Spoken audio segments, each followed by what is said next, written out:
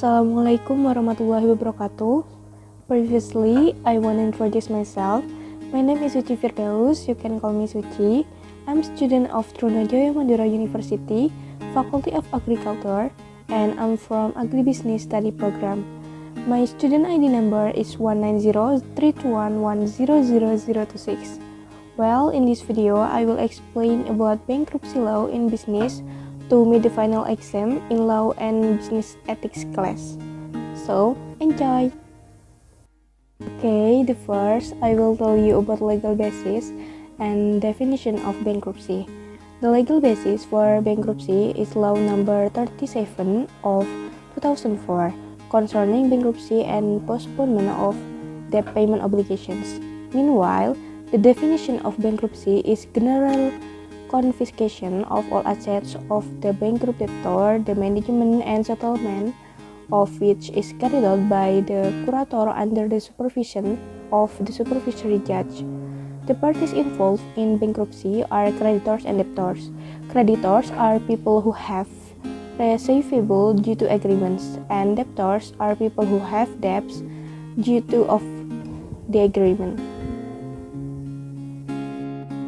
Next, the second, I will tell you about the purpose of bankruptcy law. The purpose of bankruptcy law are 1. Guarantee equal distribution of the debtors' assets among the creditors. 2. Prevent debtors from committing actions that may be detrimental to the interests of creditors. And 3.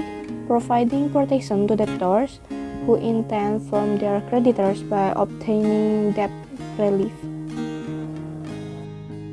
Okay, next, the third, I will tell you about the principles of bankruptcy law. The principles of bankruptcy law are 1.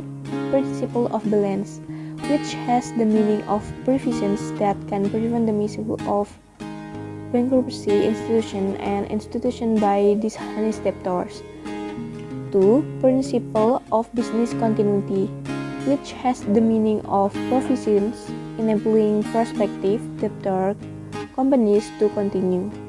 And 3. Principle of justice, which means the provisions regarding bankruptcy can fulfill a sense of justice for the parties concerned. And 4. Principle of integration, which means that the formal legal system and its material law are an integral part of the civil law system and national civil procedural law. Next, the fourth, I will tell you about bankruptcy proceedings.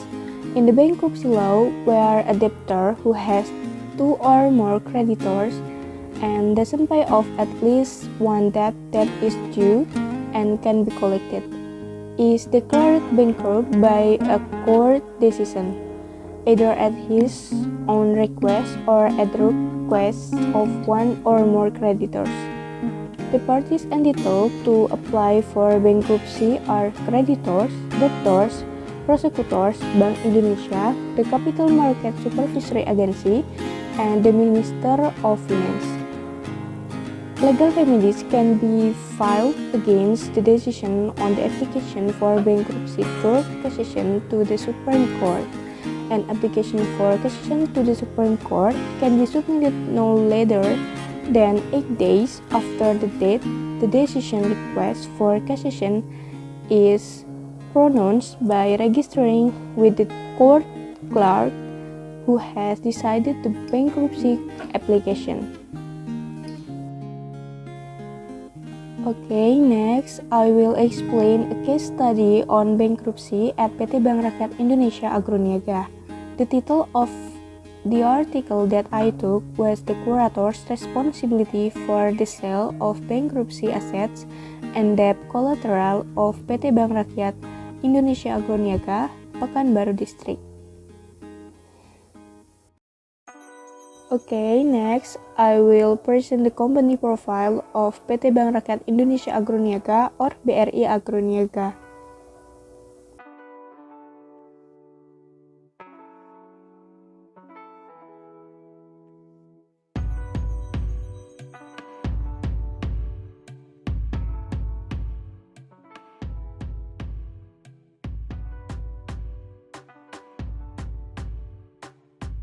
This bank was established by the Plantation Pension Fund or Dapenbun on September 27 in 1989.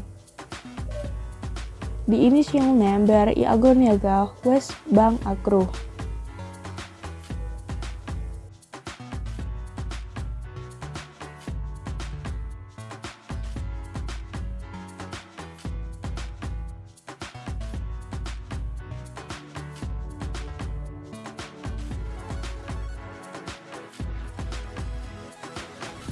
Bank Agro has an important and strategic role in the development of Indonesia's agribusiness sector.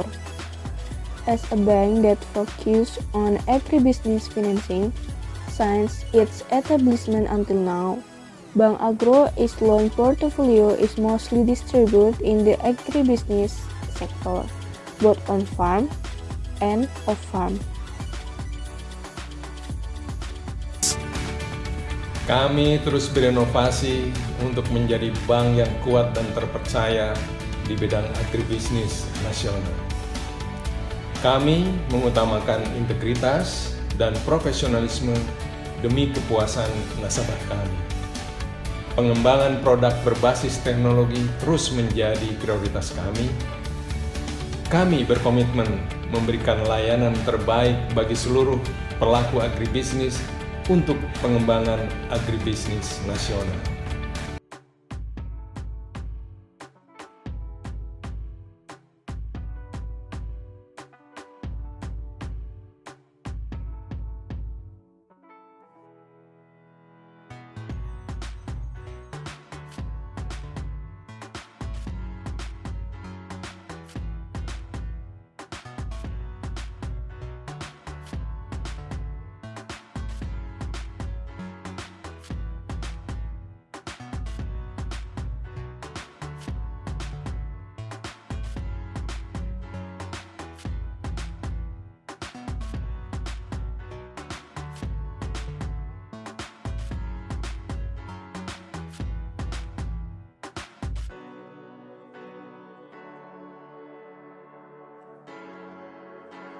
This company obtained a business license from the Minister of Finance on December 11 in 1989 and started commercial operations on February 8, 1990.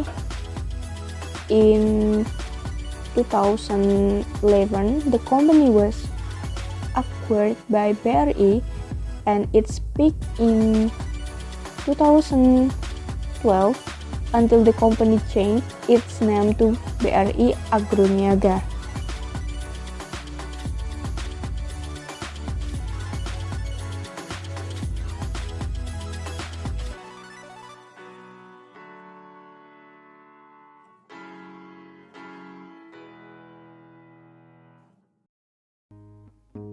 Talking about case studies, the problems faced by BRI Agroniaga, BNI, and PT Perkebunan Nusantara 5 are quite difficult to handle.